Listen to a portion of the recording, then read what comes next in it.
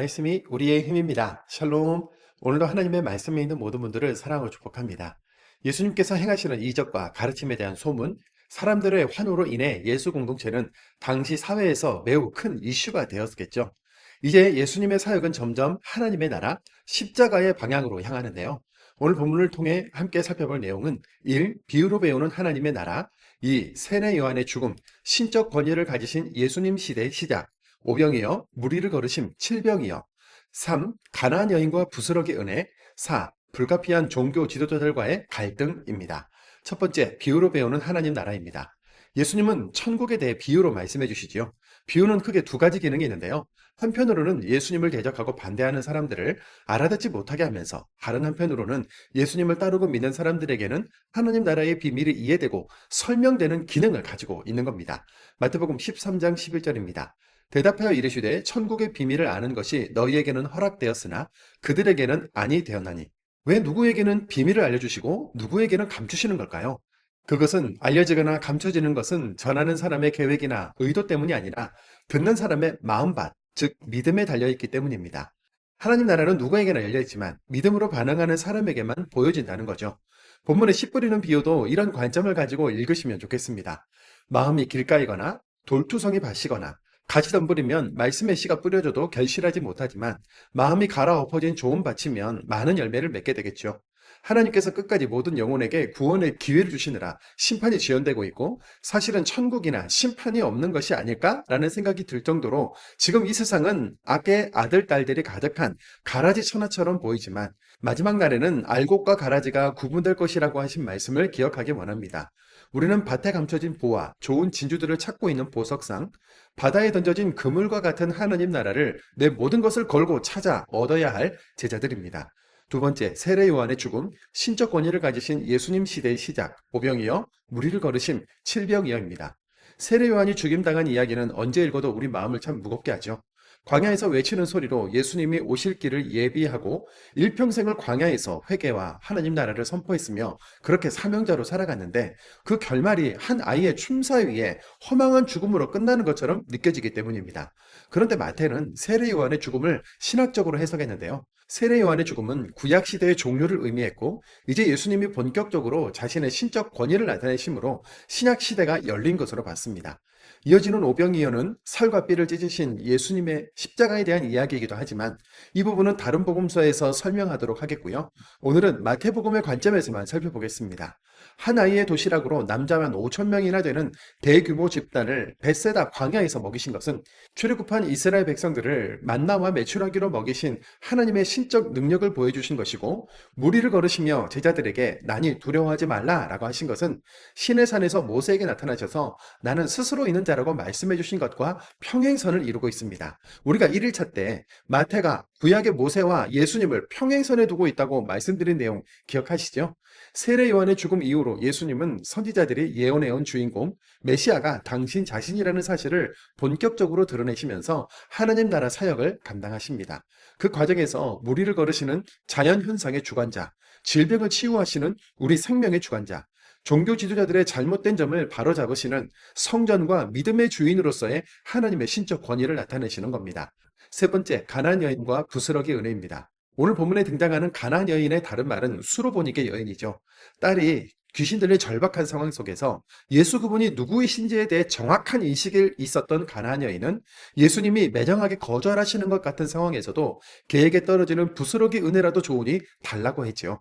예수님의 입에서 나오는 모든 말씀은 정말 하찮은 부스러기가 아니라 생명이 될 것이라는 것을 믿었던 겁니다.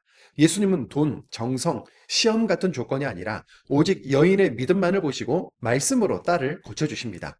네 번째, 불가피한 종교 지도자들과의 갈등입니다. 세례 요한의 죽음으로 구약 시대가 막을 내리고 하나님의 아들이신 예수님은 하나님의 뜻과 상관없이 강요되고 있는 율법, 전통을 정리해 나가실 수밖에 없는데요. 하나님의 뜻을 바로 세우기 위해 종교 지도자들과의 갈등도 불가피해 보입니다. 하나님, 하나님 하면서 마음에는 온갖 더러운 것들을 가득 담고 있고 사람들 행위 하나하나는 꼬투리 잡으면서 정작 자신들은 하나님의 말씀을 지키지 않는 바리새인들에게 겉다르고 속다른 사람들이라고 팩트를 꼬집으시죠. 마태복음 15장 7절에서 9절입니다. 외식하는 자들아 이사야가 너희에 관하여 잘 예언하였도다. 일러스되 이 백성이 입술로는 나를 공경하되 마음은 내게서 멀도다. 사람의 계명으로 교훈을 삼아 가르치니 나를 헛되이 경배하는도다 하였느니라 하시고, 바리새인들의 모습이 가나안 여인의 절박하고 겸손한 믿음과 어쩜 이렇게 대조를 이루고 있는지요. 이것은 말씀을 맡은 유대인들은 예수님께 교만하고 뻣뻣했지만, 구원을 사모했던 일부 이방인들을, 그리고 소수의 사람들은 예수님께 마음이 열려 있었다는 것을 의미하기도 합니다. 그 흐름을 타고 이방인인 우리도 그 구원의 대열에 들어서서 이렇게 말씀을 읽고 있는 은혜를 누리고 있는 것이죠. 예수님의 사역에 따라서 말씀을 읽어가면서 절대적 결핍이 은혜로 공급되는 하느님 나라가 보이며, 주님의 말씀으로 질병과 악한 영이 떠나고 말씀이 일하시는 우리의 일상을 경험하고 우리도 믿음으로 주님을 고백할 수 있기를 원합니다. 마태복음 13장입니다. 그날 예수께서 집에서 나가사 바닷가에 앉으심에 큰 무리가 그에게로 모여들거늘 예수께서 배에 올라가 앉으시고 온 무리는 해변에 서 있더니 예수께서 비유로 여러 가지를 그들에게 말씀하여 이르시되 씨를 뿌리는 자가 뿌리러 나가서 뿌릴새 더러는 길가에 떨어짐에 새들이 와서 먹어버렸고 더러는 흙이 얕은 돌밭에 떨어짐에 흙이 깊지 아니하므로 곧 짝이 나오나 해가 돋은 후에 타서 뿌리가 없으므로 말랐고 더러는 가시떨기 위에 떨어짐에 가시가 자라서 기운을 막았고 더러는 좋은 땅에 떨어짐에 어떤 것은 100배 어떤 것은 60배 어떤 것은 30배의 결실을 하였느니라. 귀 있는 자는 들으라 하시니라. 제자들이 예수께 나와 이르되 어찌하여 그들에게 비유로 말씀하시나이까.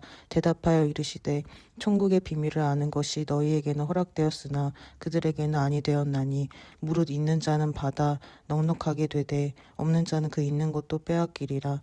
그러므로 내가 그들에게 비유로 말하는 것은 그들이 보아도 보지 못하며 들어도 듣지 못하며 깨닫지 못함이니라. 이시야의 예언이 그들에게 이루어졌으니 일러스되 너희가 듣기는 들어도 깨닫지 못할 것이요 보기는 보아도 알지 못하리라. 이 백성들의 마음이 완약하여져서 그 귀는 듣기에 둔하고 눈은 감았으니 이는 눈으로 보고 귀로 듣고 마음으로 깨달아 돌이켜 내게 고침을 받을까 두려워함이라 하였느니라. 그러나 너희 눈은 봄으로 너희 귀는 들음으로 복이 있도다. 내가 진실로 너희에게 이르노니 많은 선지자와 의인이 너희가 보는 것들을 보고자 하여도 보지 못하였고 너희가 듣는 것들을 듣고자 하여도 듣지 못하였느니라. 그런즉 씨 뿌리는 비유를 들으라.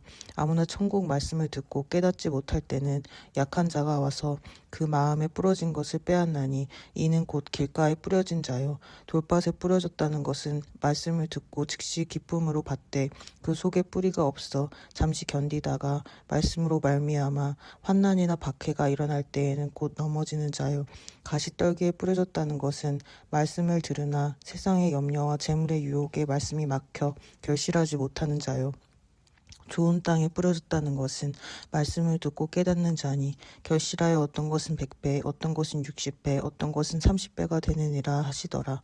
예수께서 그들 앞에 또 비유를 들어 이르시되 천국은 좋은 씨를 제밭에 뿌린 사람과 같으니 사람들이 잘 때 그 원수가 와서 곡식 가운데 가라지를 덧뿌리고 갔더니 싹이 나고 결실할 때에 가라지도 보이거늘 집 주인의 종들이 와서 말하되 주여 밭에 좋은 씨를 뿌리지 아니하였나이까. 그런데 가라지가 어디서 생겼나이까.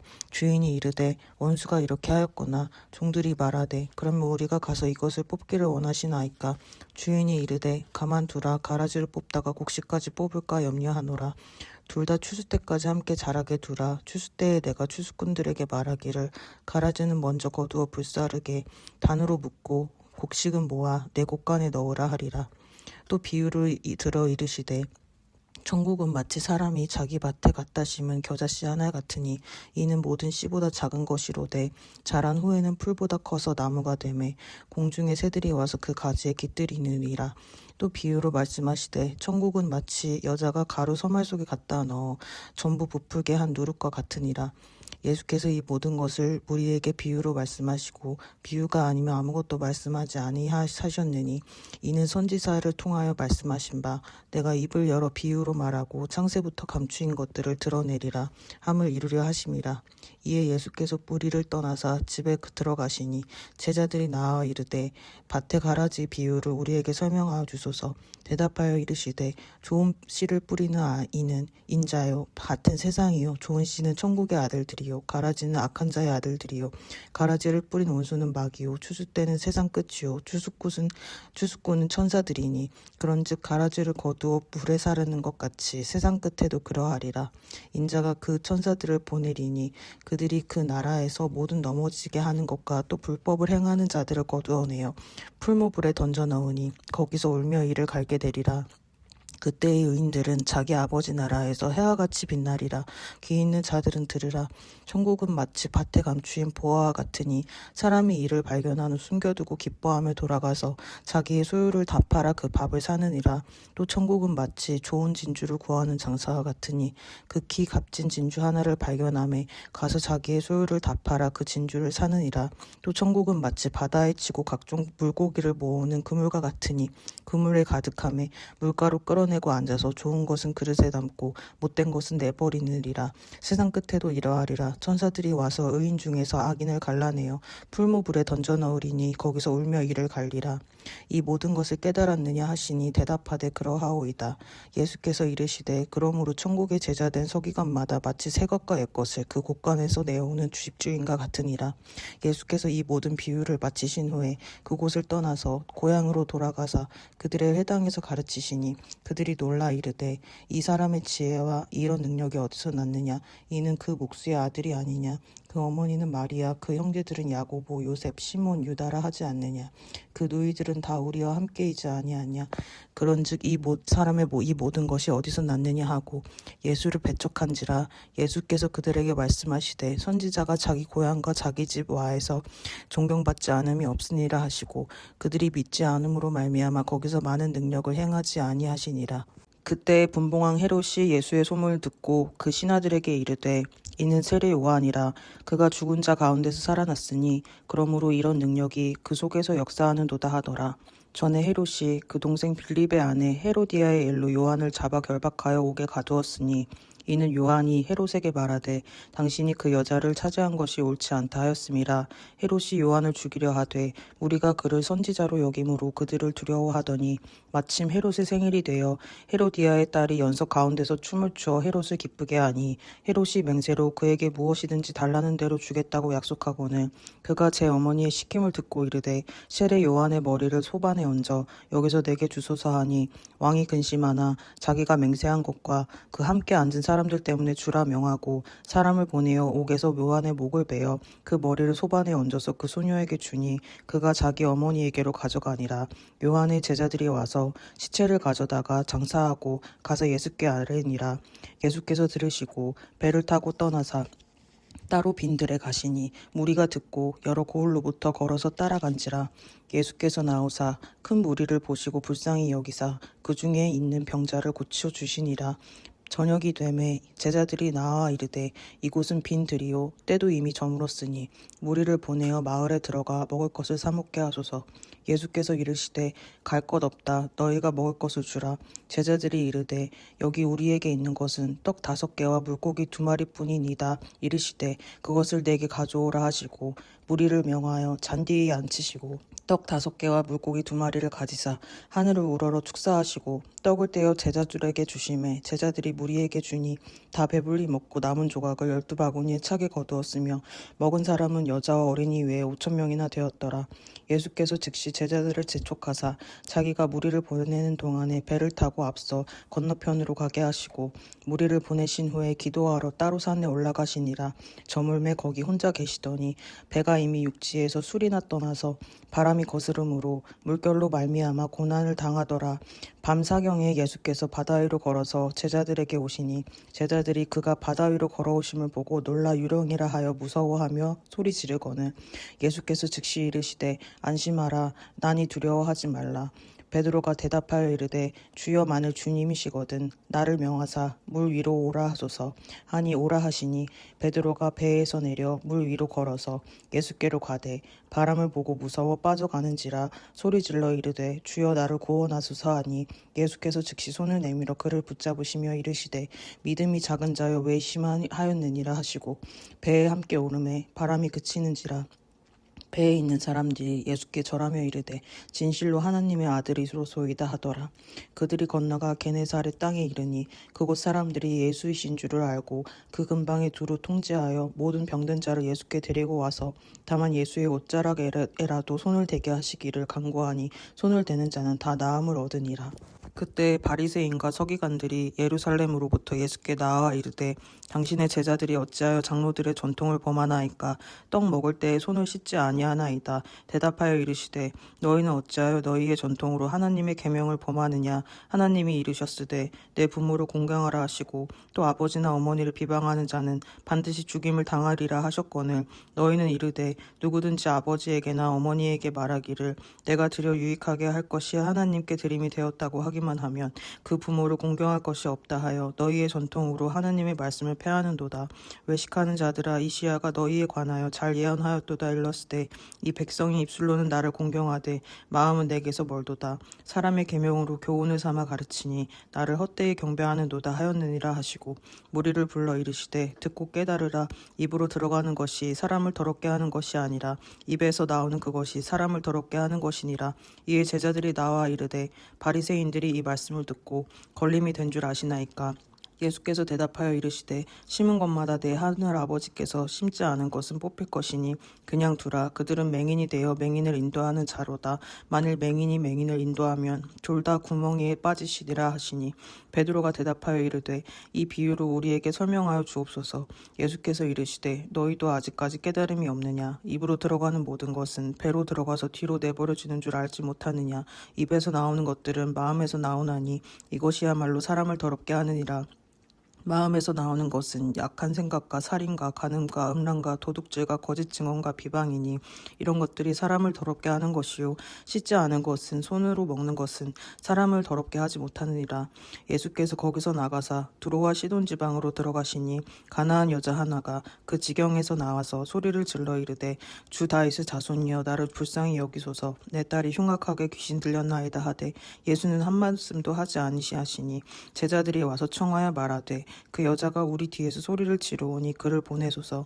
예수께서 대답하여 이르시되 나는 이스라엘의 집에 잃어버린 양에는 다른 데로 보내심을 받지 아니하였노다 하시니 여자가 와서 예수께 절하여 이르되 주여 저를 도우소서. 대답하여 이르시되 자네의 떡을 취하여 개들에게 던짐이 마땅하지 아니하니라.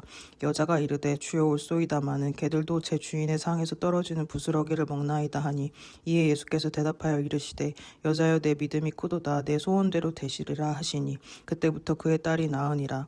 예수께서 거기서 떠나사 갈릴리 호숫가에 이르러 산에 올라가 거기 앉으시니 큰 무리가 다리 저는 사람과 장애인과 맹인과 말 못하는 사람과 기타 여럿을 데리고 와서 예수의 발 앞에 앉힘에 고쳐주시니 말 못하는 사람이 말하고 장애인이 온전하게 되고 다리 저는 사람이 걸으며 맹인이 보는 것을 무리가 보고 놀랍게 여겨 이스라엘의 하나님께 영광을 돌리니라. 예수께서 제자들을 불러 이르시되 내가 무리를 불쌍히 여기노라. 그들이 나와 함께 있은지 이미 사흘임에 먹을 것이 없도다. 길에서 기진할까 하여 굶겨 보내지 못하겠노라. 제자들이 이르되 광야에 있어오리가 어디서 이런 무리가 배부를 만큼 떡을 얻으리이까.